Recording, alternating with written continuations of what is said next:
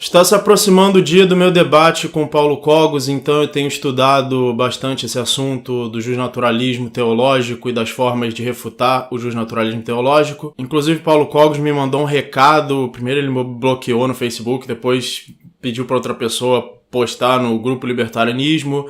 Aí me deu o recado de que ele recomenda que eu não tente refutar o justnaturalismo teológico, porque isso vai amaldiçoar minha alma e minha alma vai arder no fogo do inferno eternamente, e que ele me aconselha apenas a tentar defender o jusracionalismo. Bom, o meu recado para o Paulo Cogos é que o seu Deus e o céu e os anjos e todos os santos e toda a sua igreja liderada por esse papa comunista globalista, todos serão refutados, todos cairão perante a razão. Então o assunto desse vídeo é que Deus é desnecessário para provar tanto a ética quanto a moral, que no caso Paulo Cogos une os dois. Ele diz que a ética e a moral são a mesma coisa. Se você tem um dever moral, isso também deve ser a lei. Então você juntar a ética com moral significa o que é legal é moral, e o que é moral é legal, o que é imoral também é ilegal. Notem o perigo disso aí, né? Sendo que ele considera imoral tudo que é contra a igreja e a religião. Então isso vai ser ilegal também, se ele for coerente com essa visão de que a moral e a lei são a mesma coisa. Agora, por que Deus é desnecessário tanto para a ética quanto para a moral? Porque a ética e a moral são fundamentadas nos indivíduos. Elas se aplicam aos indivíduos, elas se aplicam às ações de indivíduos, elas são reguladas pelo que as ações causam a indivíduos. Por exemplo, você só pode cometer um crime contra uma vítima. Não existe crime sem vítima. Você só pode cometer uma imoralidade contra um indivíduo. Você cometeu uma imoralidade, você fez mal a um indivíduo. Você não pode fazer mal por si só. E é meio estranho também, porque o conceito de pecado, na verdade, é uma ofensa a Deus. Então, é como se Deus fosse a vítima do seu pecado. Agora, que Deus é esse que supostamente é onipotente, perfeito, não pode ser alterado, não pode ser afetado pelas ações dos limitados mortais e das pessoas imperfeitas? Que Deus é esse que fica ofendidinho com palavras e que é vingativo e que se torna vítima de imoralidades, ou seja, ele pode ser afetado pelo que os seres humanos fazem, sendo que ele é onipotente. Então esse conceito de pecado é muito estranho, e como o Cogos junta moral com lei, e o pecado é imoral, então o pecado seria ilegal também.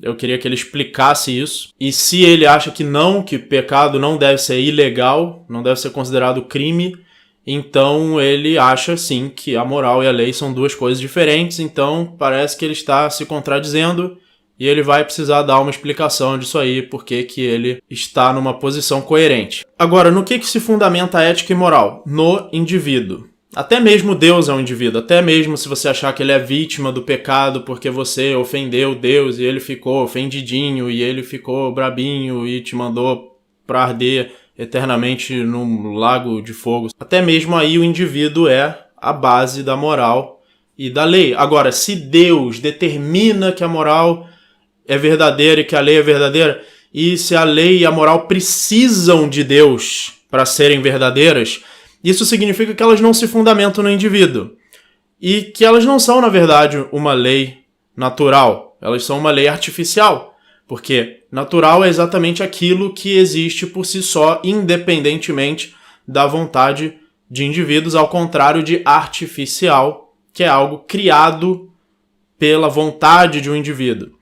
Então, se a lei depende da vontade de Deus, eu já acho estranho chamar ela de natural. É uma lei positiva, uma lei imposta pela vontade de um ser. E, ao mesmo tempo, ela é uma lei artificial, ao contrário de natural. É feita pelo propósito e pela vontade de um ser. Ela é proposital. Natural, quando você fala ordem natural, ordem espontânea, é aquela ordem que surge sem a interferência ou o propósito de um indivíduo. Então, se a moral e a ética são criadas propositalmente pela vontade de Deus, então elas não surgem de uma ordem natural ou de uma necessidade natural intrínseca aos indivíduos. Se a gente pode imaginar de uma determinada forma, imagina que Deus não existisse nesse cenário teísta, então os indivíduos não teriam valor moral, então não existiria lei, não existiria certo e errado.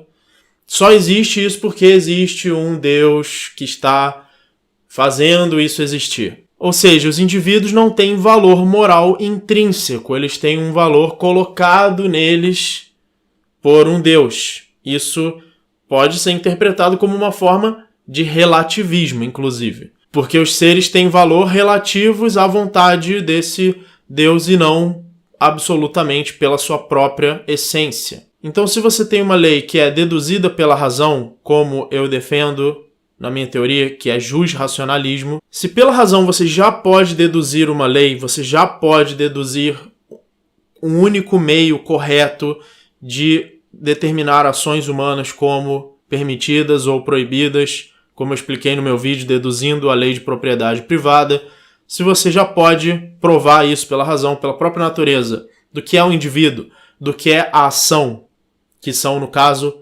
entendimentos sintéticos a priori, como o indivíduo pode usar meios para alcançar fins, e se pela própria análise do conceito de ação, você já pode deduzir com certeza qual é a lei verdadeira, qual é a lei certa, que é a única lei certa possível, não poderia haver outra. Então, qual é o trabalho desse Deus? Deus chega num cenário onde já está tudo pronto, já está tudo deduzido, onde a própria natureza dos indivíduos, a estrutura básica de como é o indivíduo, como é a mente, já leva inevitavelmente à verdade de uma lei correta. O que mais esse Deus precisa fazer nesse cenário? Qual é a função desse Deus? Ele não teria nenhuma função, ele estaria sobrando ali.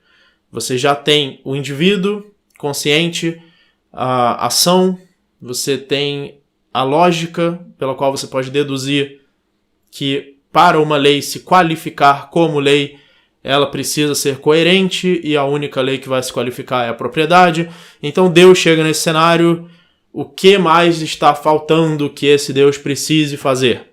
Ele não tem função, ele está sobrando, ele é inútil, ele não precisa criar a mesma coisa que já foi criada, a mesma coisa que já existe naturalmente, por isso, jusnaturalismo, lei natural, existe naturalmente, ou seja, de uma ordem natural. No caso, não é uma ordem natural, é uma consequência inevitável da estrutura da mente. Então o Cogos vai precisar explicar isso, vai precisar explicar por que é necessário um Deus se a própria razão já demonstra a lei, ou ele vai precisar mostrar que, na verdade, a razão não demonstra a lei. Ele vai precisar mostrar uma falha no meu argumento que deduz a lei apenas da natureza básica da mente, sintética a priori, e do conceito analítico do que são ações permitidas ou proibidas. Então essa é uma das razões pela qual Deus não pode ser a explicação da moral e da ética, porque essa explicação seria redundante, já existe outra explicação,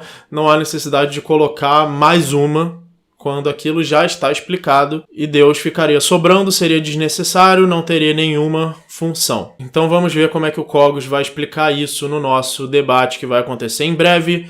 Inscrevam-se no canal, porque o debate, sei lá, provavelmente vai ser nesse canal, a não ser que ele discorde. Ajudem o meu canal através do Apoia-se, senão o meu canal vai morrer e vai acabar. Muito obrigado e até o próximo vídeo.